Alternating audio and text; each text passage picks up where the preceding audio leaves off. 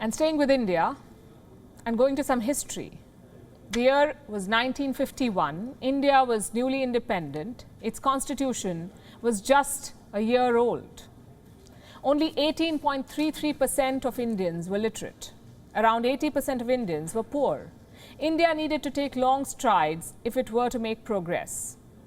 So India legalized caste-based reservation. The idea was to uplift certain pockets of the society, put them at the same level with others. Seats were reserved for certain communities at schools, jobs and legislature. The arrangement was supposed to end in 10 years. The 10 years passed. And it happened 7 times over. 70 years have passed. It's 2021 now. Reservation remains a bitter truth of India. The popular term is quota. There's quota in government schools, in government colleges, government jobs, even for promotion in government jobs. Who is this reservation for? Scheduled castes, scheduled tribes. In 1990, OBC or other backward classes were added.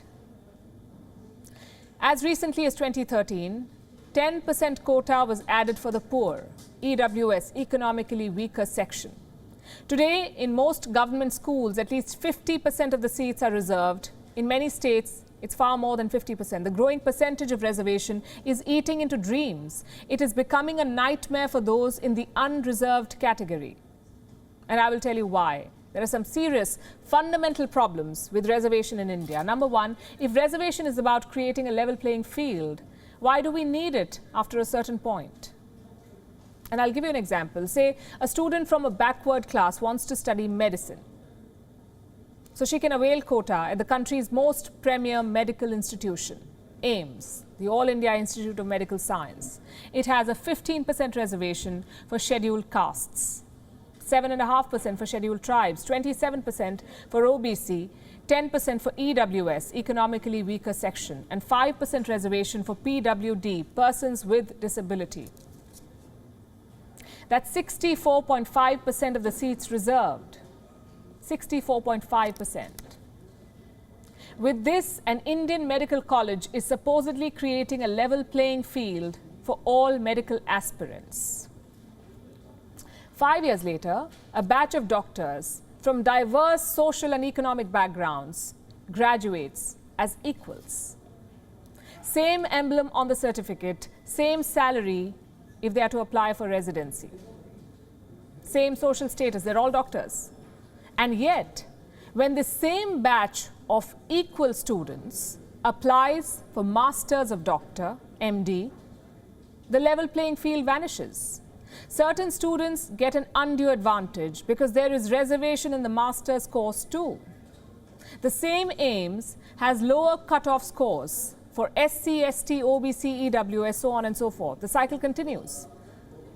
Then there is reservation in jobs, reservation even in promotion.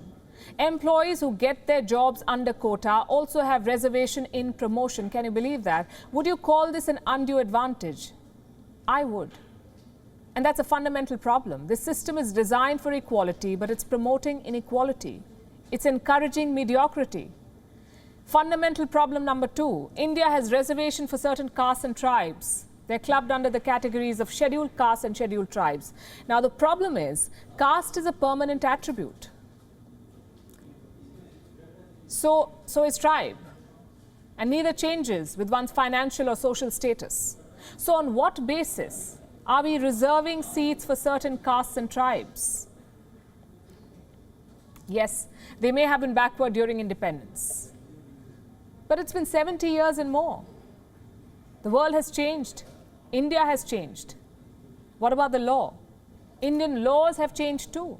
We have decriminalized same-sex relationships in this country. We have delivered verdicts in favor of privacy, but we don't want to touch reservation. Perhaps it's politics. Reservation makes a cameo in every major election in India. One side promises more quota, another champions equality. Reservation is used for vote bank politics. And this is not news if you're in India. Reservation stereotypes certain sections. An SC, ST student, no matter how meritorious, is always viewed through the lens of quota. Her achievements are always attributed to quota.